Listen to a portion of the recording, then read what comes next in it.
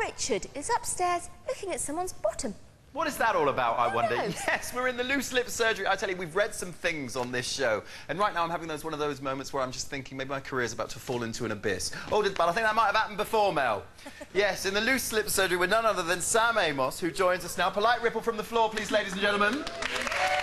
And we have our willing model today. Our subject is the lovely Tam, who is in Speedos because we have an audience filled with choir boys and girls. Yes, so we need to keep it clean. So, Sam, rumpology, define your terms. Can you really tell someone's future from their bottom? Of course I can. It's just like reading a palm. Is it? Of course. Are you sure about that? I'm positive about that. Give us a little bit of your background, because, you know, we don't just let any old flake into the loose lip surgery. Well, I'm a psychic clairvoyant, right. Which I've done for 15, 16 years. And a few years ago, I went to a party. And what sort of party, Sam? You can share with us. It was a birthday party. Okay, a very clean birthday party, all just right. loads of drinking and that kind of stuff. And one of the guys said, "Come on then, read my bum."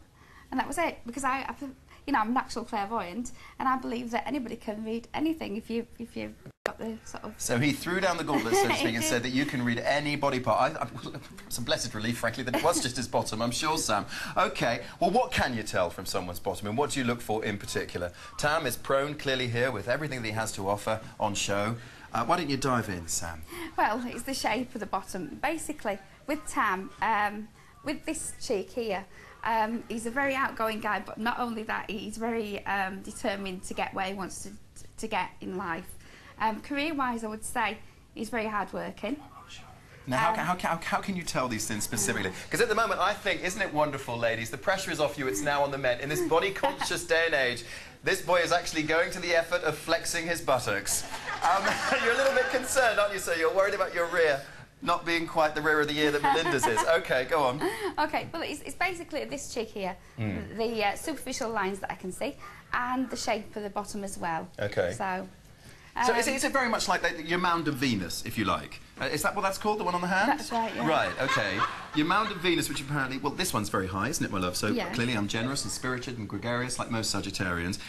Is that the same thing? It is. Very similar. OK, right. Go on in, Sam.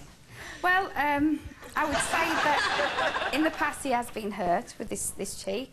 Right. And I would say that he's very cautious with relationships or relationships with ladies. And also, he doesn't let women get close to him.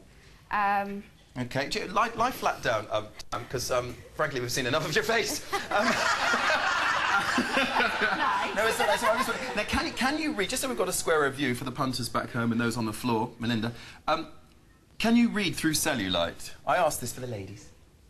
Well, you look beyond the cellulite because you don't read the cellulite, so yes, you can read beyond the cellulite. That's beautiful. You look beyond cellulite. There is a future for all of us. So what else? What else is in store for Tam? Or any top tips that perhaps we should look out for? I mean, you mentioned that this is a slightly pear-shaped bottom. It is. Well, I would say with Tam, Christmas is going to be really wild. I get the feeling that... Now, how do you know that? Well, because this bit here, it's just above here.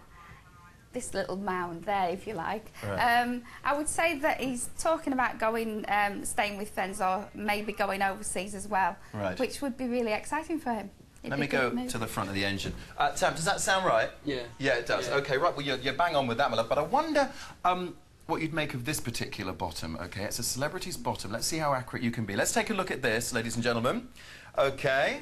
Once again, he's struck a pose. I love this. Men are so vain, are they not, ladies and gentlemen? Look at that. OK, finely honed buttocks there. Sam, what does that say to you? Well, I would say this gentleman has been out of the limelight for quite a few years now, but I would say he's starting to come back into it again, and I would say it's the next 4 years is very important for him. The next 4 years? Yeah. In particular, could you perhaps tell, just by looking at his bottom, what he did? You say the limelight? I would say he's singing, recording. Right. I feel that he's changing his style quite a lot as well.